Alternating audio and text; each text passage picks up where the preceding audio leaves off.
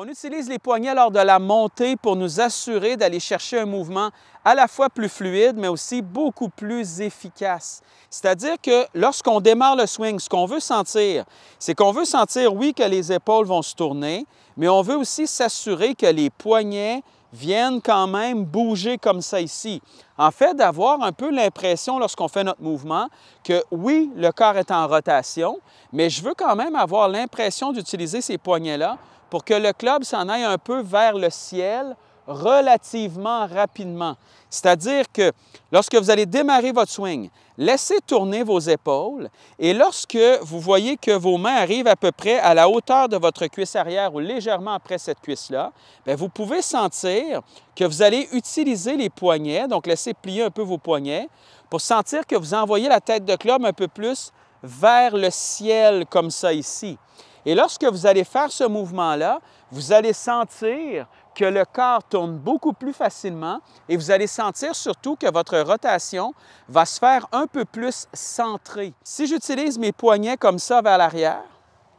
à partir d'ici que je continue à tourner le corps, vous voyez que le corps tourne, mais vous voyez que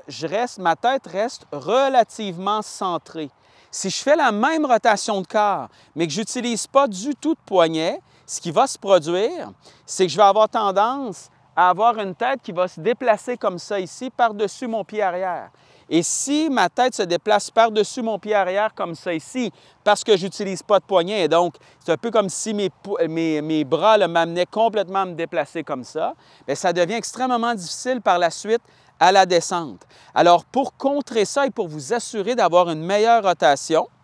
assurez-vous, lorsque vous allez démarrer votre swing, vous laissez tourner vos épaules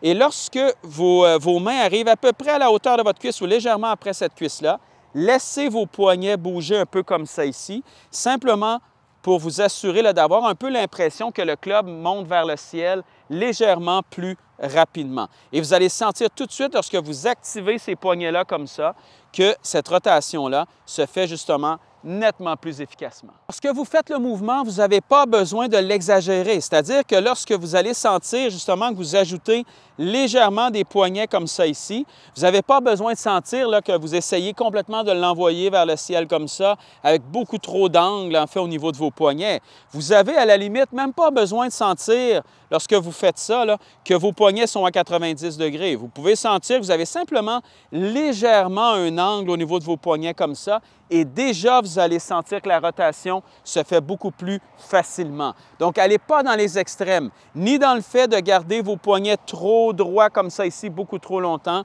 ni dans le fait de trop les utiliser comme ça ici et de perdre le contrôle au niveau de ces mains-là. Vous voulez simplement sentir que vous les activez légèrement et que vous êtes capable de contrôler justement ce mouvement de poignet-là en même temps que vous travaillez votre rotation comme ça.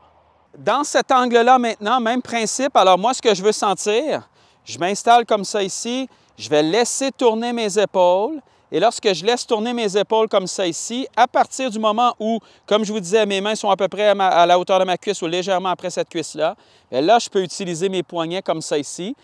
J'amène la tête de club légèrement vers le ciel comme ça et là, je peux simplement continuer à tourner et mon mouvement est terminé. Mais le fait d'utiliser les poignets et la rotation de ces épaules-là en même temps amène énormément de fluidité au niveau de mon mouvement. Si j'essayais de faire le même principe, mais sans utiliser mes poignets, comme on voit souvent comme ça ici, vous voyez que ce n'est pas du tout le même mouvement et vous voyez que le mouvement n'est pas du tout fluide. Vous voyez que c'est comme s'il y avait une partie du corps qui était complètement bloquée, comparativement à si je le fais comme ça ici, où tout se fait beaucoup plus facilement.